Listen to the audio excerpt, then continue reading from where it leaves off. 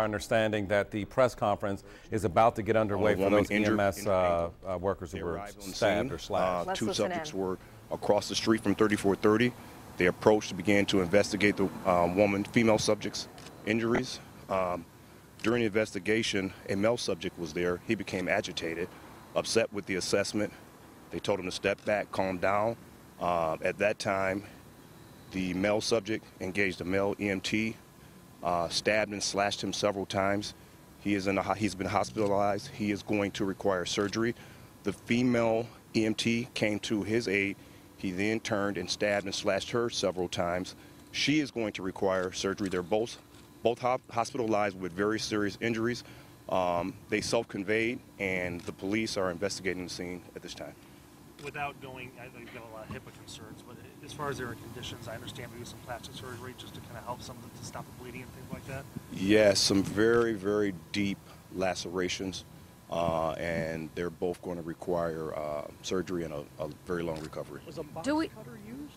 I don't want to get into that. I want to leave that for the police. The investigation is still ongoing, so I don't want to talk about any evidence at this time. But again, do we have you say each one, if you would just kind of go through each one? I don't want to talk about details of the injuries. I can tell you that they received some very deep lacerations to their face and to their hands, and both of them are going to require some extensive surgery. Can you tell us about the attacker? I cannot. I don't have that information, and I'll refer you to the police department for that. No suspect information at this point?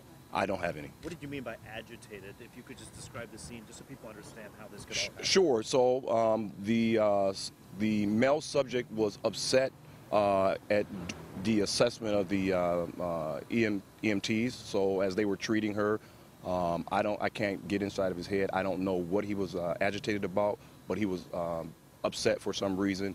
And at some point during the encounter, he produced this weapon and injured these very hardworking, brave men who encounter danger. They're the first responders. So that's what happened. What's his relationship to the woman that was hurt? I don't know.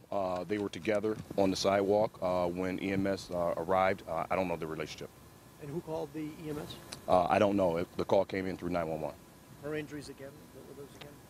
At the time, the nature of the call was injuries to her ankle. What do we know about these two workers? How long have they been on the force? The female EMT has been on for 13 years, and the male EMT has been on for 2 years. Very hardworking, very motivated. They love the city. They love their job. Again, the men and women of the Detroit Fire Department and Detroit EMS are very brave. They're working in some dangerous conditions, and I'm going to be meeting with Chief Craig this morning to talk about some de-escalation training and possibly some defensive tactics training. I met with the union leadership. President Joe Barney was at the hospital last night. I talked to him about some of his concerns as it relates. This is an ongoing situation. We will continue to follow this. Jennifer Bisram will be providing updates as we move forward this morning.